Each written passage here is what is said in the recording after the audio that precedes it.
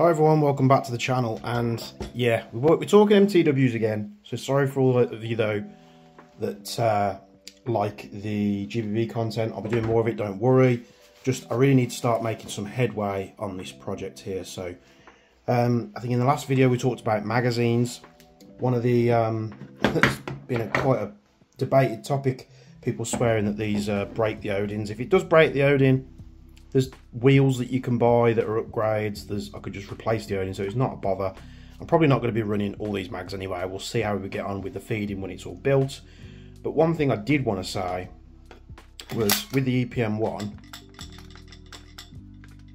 there's a lot of movement. I don't know if I can sort of... A lot of movement with the EPM1, the MTW EPM. There's a lot of movement with that as well. However, with the you know, the standard MTW mag, there's a little bit of side movement, but there's no front and back. There's zero front and back movement. Where on those two, there's quite a lot. So that's just something that I've noticed handling it. What that'll do to the feed and reliability of the gun, who knows? But we need to start making some progress on this build. So get the mags out the way. You might have spotted another mag there, which is a bit of foreshadowing of projects to come. And you might notice that the rail is now sat a gnat's hair off the receiver. And how this was done, which I mentioned in a previous video, was how I was going to do this. I've literally just skimmed that part of the barrel down, just to allow this to come back far enough, like so.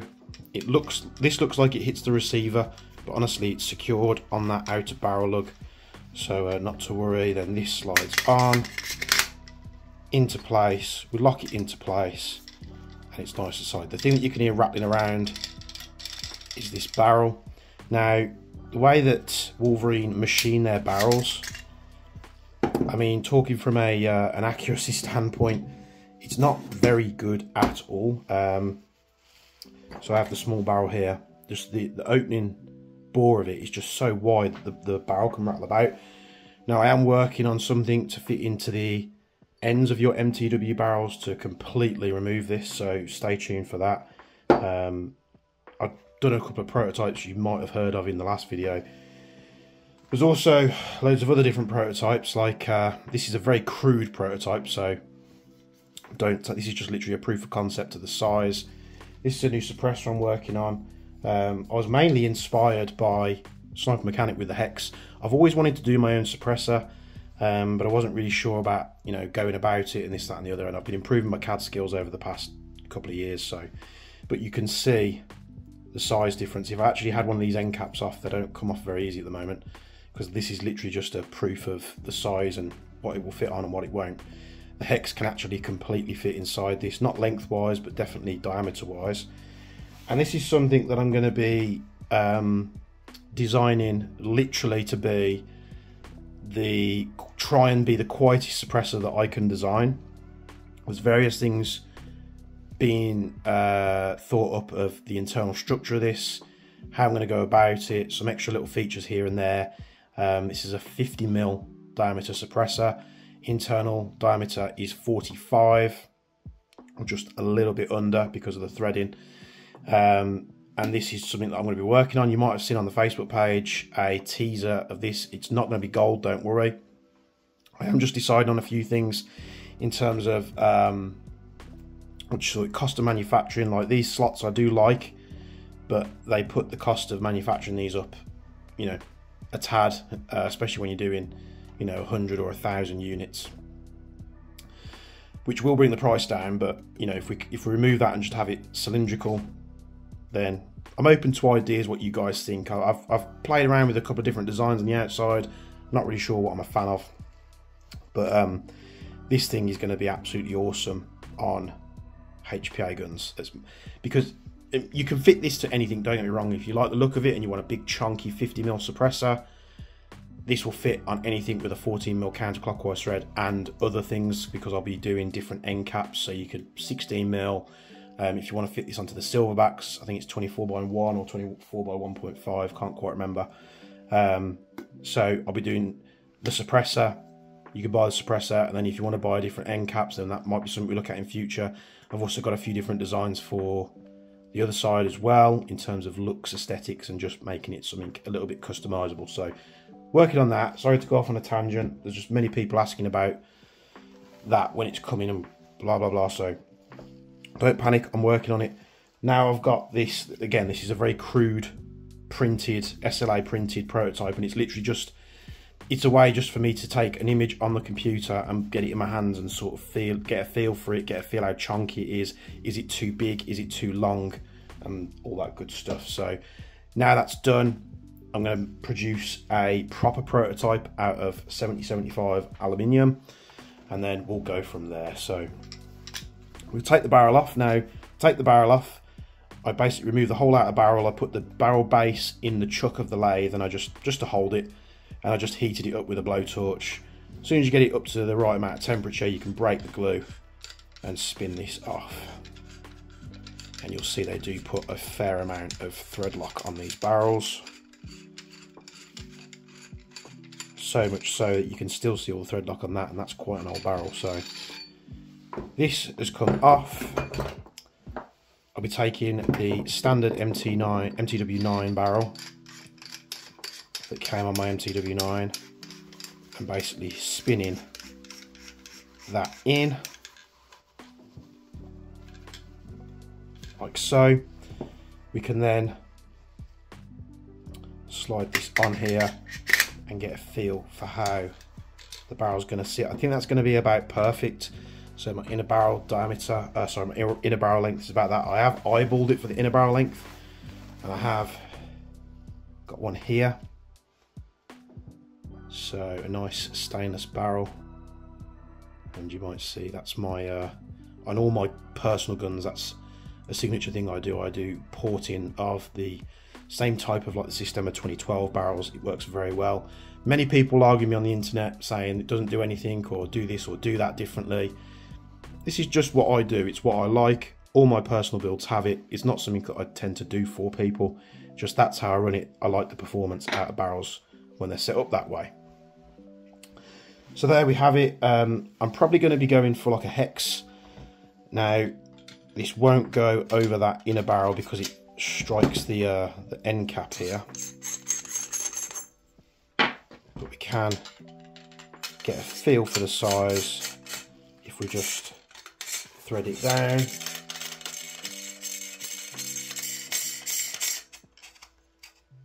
Like so. And you can see it's going to fit there very well. The end cap will sit on just about there, where it will look like. So I think that's going to work pretty well with that barrel length. Don't mind this striking the inside of the, rubbing up the inside of the handguard, because I'm going to coat this anyway. I'll probably purchase this one off Kenny at Empire. He did send it me for some video bits and pieces, but I like what they're doing. Will I leave this standard? Not sure. I think what I'll probably do is change up the baffle design inside, because I've been doing custom suppressor baffles for God knows how many years now. I think I was one of the first people to offer it as a service on the website, and a lot of people have caught on and sort of doing similar things. Haven't booted up the machine for a while just because I've been too busy, but I think we'll do some different designs, and we could do some testing, perhaps get a proper decibel meter of some kind. So that's that. So the front end is on there. If we spin the gun upside down, I'm just going to do a few easy bits today, and then we're going to get into replacing the electronics. We need to do the hop and barrel setup now that I've got a barrel. Hoping I've done the barrel to the right size, because like I say, I did eyeball it, but I tend to get it pretty bob on when I do that. I hope. It probably won't be, you know, picture perfect flush with the outer barrel, but it'd be pretty close, as long as it's in the general area. So we're going to take the grip off. The little spring's going to pop off down there. We'll put these to one side because I've already drilled out the K2 Plus grip. Now the best way to do these, you'll see it's not, you know, super duper in the middle between these two little plastic fins here. And what you want to do is you want to sort of go in the middle between that hole's top edge and the back. And what I do is I'll get like a 3mm drill bit, drill down this way, keep stepping up your drill bit sizes just to make it easy for you, because they will snag in this material. It's quite nasty to drill. Just keep going up in the size before you get to the size of this internal section here. And then what you want to do is you want to flip it round, and then you want to drill from the other side. And what that will stop doing is the drill getting stuck in this channel, and the teeth of the drill bit sort of snagging on this. Just flip it over, drill from the bottom. Job is a good one. So we're going to fit this through here. I think it's about 12.5mm that I drill those to, 12.5mm. We need the screw. Yes, I'm using a T30 for this, which is pretty much a good size for these Magpul screws, because we don't use Imperial Allen keys over in the UK. So I do have Imperial Allen key sets, but for the life of me I cannot find them. So I'm going to screw that on there, and then I just did the same at the bottom. It's not perfectly centered. What I did is I slightly biased the hole to one side, and the reason why I've done that is just to aid in it sort of not you know, drastically, but just to aid it sort of pointing, because I'm going to be holding it like this, sort of leaning in towards my body, because that's where the line's going to be plugged in. We'll pop the pin out for the receiver and the front pin, hoping it clears the rail with the rail on. But I wasn't too worried about that if the rail was a bit close and it's sort of getting stuck on the lug, because if it did become an issue, the beauty about this rail is it's quick attached, so I could just flip it off like that. Now, before I get to fitting the trigger guard, because I need to fit that as well, we're just going to pay some attention to the upper receiver. So we're going to take off a little wiring harness here. I'm just going to flip that up like so. Disconnect the cable from the back of the engine. I'm going to pull this out here. I'm going to do the same with this section. Now, pulling this off, this has had some type of like filing or damage to the tube, so you can see it's all tore up there, but these are fairly cheap. What I will do, if I do replace this or if I don't, I'll be removing this spring system, because as nice as it is to take your mag out and not have BBs drop out the bottom of your gun, I think this is very much a safety risk. You know, if you forget to drop the BBs out the bottom of the rifle, you know, you could potentially have a couple of rounds in there ready to go. The gun has a excuse me, the gun has a potential to load a round in if you pull the trigger. So I'm not a fan of that feature on any gun, to be honest. Some guns you can't avoid it, like with the TAP 41, because how the feed system works. You just have to remember to clear it before going back into the safe zone. I'm going to pull the engine out here.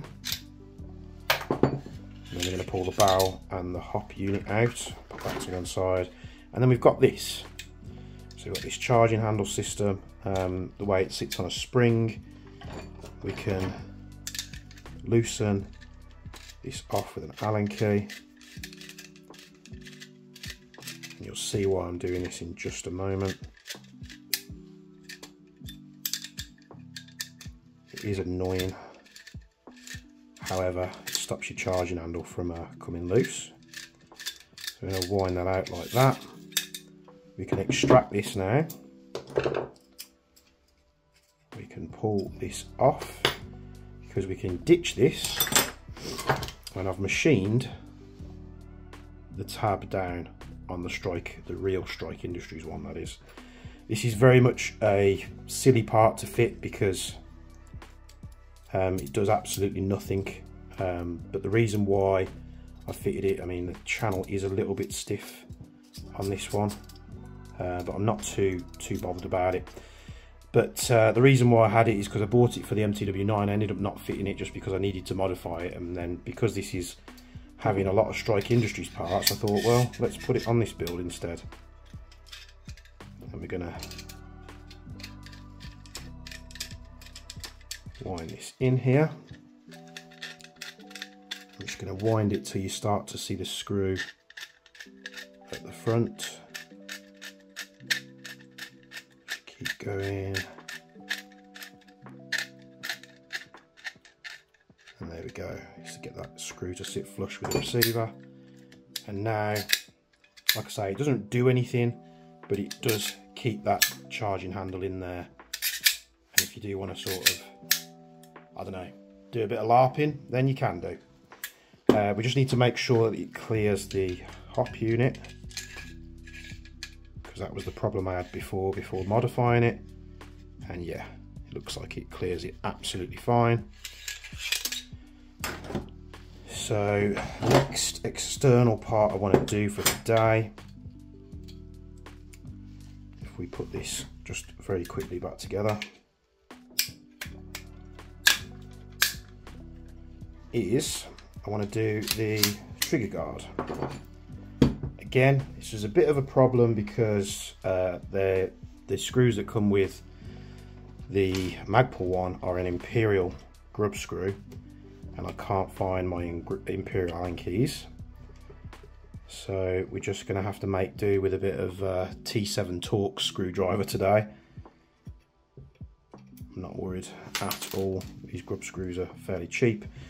One tip I'll give you, because I'm going to have to use it to tap that pin out, is armourer blocks. Now I've had an armourer block for a while. I'll try and keep this nice and short because I'm getting on now. This is a real Avid one. I bought it off Brownells. It wasn't cheap, but you can see it's got storage here for all your pins if you're doing like real AR stuff. And then it's got all these different mouldings for doing different jobs. But the reason I had it is just because I can put this into the place where it needs to be. Now, really, you take the grip off, and it gives you a platform where you can punch pins out without having to sort of do it really awkwardly. Most people, they'll snap the receivers here by trying to do this modification. So I'm just going to grab my pin punch set, and then we'll get this out and get the Magpul one on. Which leads me to my next little nugget of advice, if you could call it that, and it's get yourself a proper pin punch set. I've had so many of these, they either end up going walkies in different jobs that I've had, or they end up getting damaged from people that like to use them for anything but their intended purpose. Just check the size, so it's a 3mm. And we're going to tap this pin out.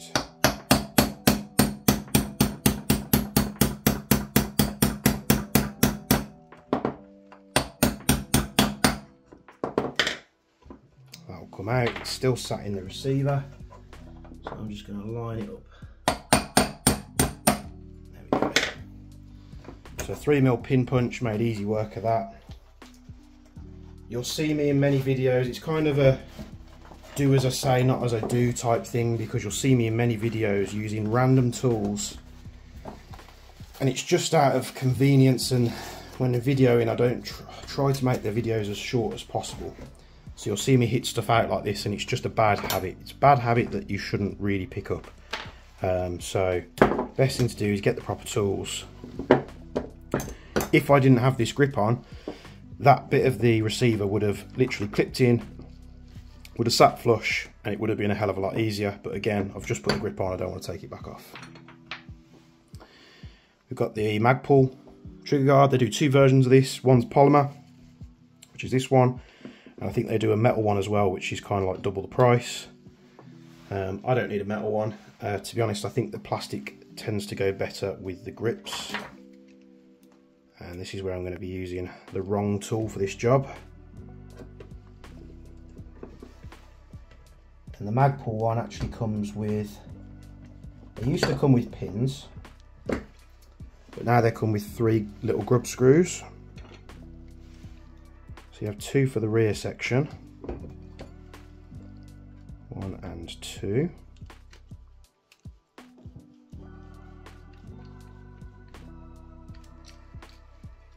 And then you have 1 for the front section. again, I'm not using the correct tool for this. I'm not sure what the correct size Imperial Allen key would be. I could go downstairs and order an Imperial Allen key set off Amazon and have it here tomorrow, but I wanted to get another video done and sorted because we've got a lot of videos to do on this to get it finished. So I've got my stock, I've got my grip, I've got my new sleek trigger guard, which Wolverine, you know, that part is, you know, it's your own, but that part is very ugly in my opinion. And it's probably one of the first that should go. That's how much sleeker that is. I've got parts coming. I've got mag release. I think I've gone with a Magpul one just because I couldn't get the Strike one, and I think the Magpul one's supposed to be better from what I read online. We've got Strike Industries bolt release, which is the two-part, sort of the two-lug bolt release. So it's got the big button at the top and then a button at the bottom, which is, you know, how you can press it to lock the bolt back on a real one. Is very different in its makeup to what this one is, so I'm going to try and modify it and get it to fit. In terms of the selectors, not really much I can go with there because they don't sell selectors on Brownells or anywhere like that where you can flip them all the way around. There are different airsoft companies that do selectors, but to be honest, I just don't like them. Haven't gone with the pins because I thought it might interfere with the stock. And then I've got upper parts coming, dust cover. I think I've got a forward assist. Can't quite remember that. So we're getting there. We're getting there. I do need to drop the electronics out, and that very kind gentleman that's going to have a look, and he thinks he knows what it is, and he's going to repair it for me.